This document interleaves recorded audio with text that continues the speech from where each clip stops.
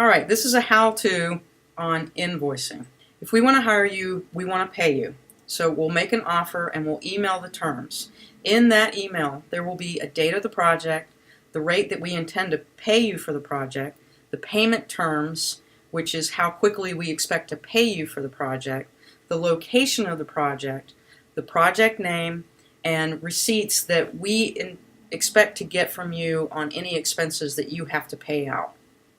We again want to pay you, so please, after you do the work, email us after the project. Now, what we need emailed is a W-9. You can find a W-9 by going on the internet and searching for IRS download W-9, or you can ask me for the form. If you do get it off the internet, make sure that you get it from irs.gov. Don't get it from a website where you have to pay for it, and don't download something from a website that you don't know. The next thing that we expect to see in that email afterwards is an invoice. On the invoice, we expect to see the following elements. Your legal name.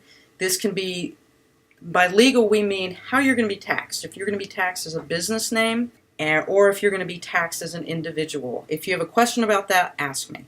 The mailing address that you expect to have us mail the check to, the telephone number or contact number that we should use if we have any questions, and your tax ID number, also known as a Social Security number or your EIN number if you're a business.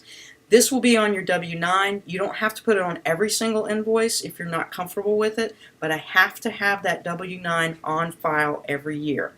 Terms of payment, we usually pay in 30 days. Whatever we've agreed to in the email, that's what you're going to put as terms of payment. The description of the work that you did for us, if you were a PA or editing, dates of work. We need to know what days that you worked for us, the rate that we agreed for your work, and then we also need an invoice number so that we can track the invoices. A lot of times people will use a month or year as the number. An example would be if you did work for us in January of 2018, you might use the number 012018. Let's say that you invoiced us again in January. Don't use that same number of 012018. You could put hyphen or you could put 02, but make it a unique individual number. I never want to see the same number more than once. Alright, here's an example of an invoice. Your invoice doesn't have to look like this, but this is just an example. The from is going to be your name or your business name. The email address is the email address that you expect us to email you if we have any questions. The address is where you expect us to mail the check. The telephone number is if we have any questions, where we can contact you. And business number is an additional number that you might have if you have a separate number for your business. The to is, this works for whoever you're billing. So you're billing us, put the name of our business, put the email address of where you are billing, put our address, and put our telephone number. If you don't have this information, just ask me for it. I'll give it to you.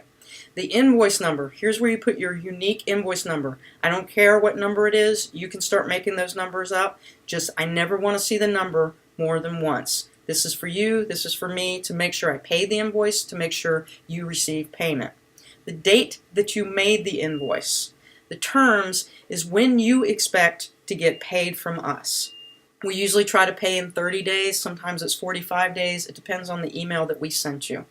You don't have to fill this out or give this to me. If you want to, what this is the day you expect to see a payment. Under description, what we need to know is what work did you do for us? Were you a PA? Were you an editor? Whatever it was, the description of work that you did for us. Additionally, in this description, what we need is the project name. Let's say that you did work for us with Orange County. If you'll put Orange County, and then the date you did the work. So again, the project that you did the work, the date that you did the work. Go ahead, if you feel comfortable, put any other additional information there that you think we need to know. Under price, that's where if we agreed on a number, if we agreed we were going to pay $1 million, you'd put $1 million under price, you'd put quantity of 1, you would put the amount of $1 million. If we agreed on an hourly rate, you would put the hourly rate under price, and then you would put how many hours you worked for us under quantity. A lot of times we will do a minimum number of hours. In other words, we may have said, we're going to pay you for a minimum of 4 hours, even if you worked 1 hour. What you would do is if we agreed that we were paying you $1,000 per hour, you'd put 1,000, and then we agreed that we were going to pay you for 4 hours, no matter, even if you worked 1, you'd put 4 there. A lot of times the templates will not automatically figure out the total under the amount. Please figure this out for me. And such as if it was 1,000,000 times 1, put 1,000,000 there. If it was 1,000 times 4, put 4,000 there. That's an example. You shouldn't have to pay charge us tax. If you think that you do, we'll discuss it and figure out if you do need to charge us tax. Any other information you think I need to have, feel free to put it in a section that you might have for notes. Alright, just to go back over what we expect to see on an invoice, the invoice elements should have your legal name, the mailing address where you expect to have payment, your telephone contact number, your tax ID number, if you are comfortable putting on every invoice. If you are not, just make sure I have a W-9 on file so I have this information for the end of tax season. Terms of payment, we usually pay in 30 days, but this might be different depending on the email we sent you and what we agreed on. The description of work, what you did for us, the dates that you worked for us, the rate that we agreed for the work, and a unique invoice number so that we can track invoices. Again, you can use a month and year as a great example. A lot of people do. Just make sure if you invoice us more than once in a given month that you change that number, add a number, however you want to do it. For invoices, you can find templates if you do a Google search. Google also has different templates. You can find it in a word processing software if you have MS Word or if you have Apple. This is a quick how-to on how to invoice us. If you have any questions, just let us know.